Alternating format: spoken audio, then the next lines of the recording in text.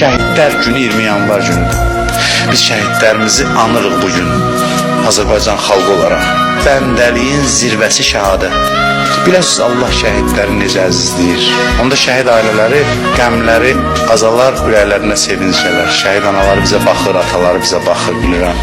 Şəhidin ruhu bədənindən çıxanda təəccüb edirdi, bu nə əzizlənməkdir. Görür ki, yer göy mənim başıma dolanır. Mən neynədim ki, bu can ki onsuz da torpaq altına gedəcəkdi.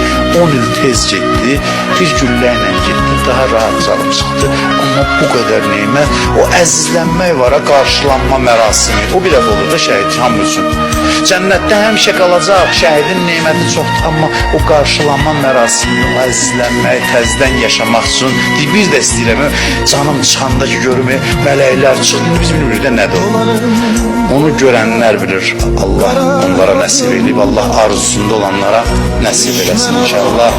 20 yanvar şəhidlərini, ümumən şəhidlərimizin ruhun ehtiramla yad edirik. Allah onların ruhun bizə şəfaətçi və duası qərar versin inşallah.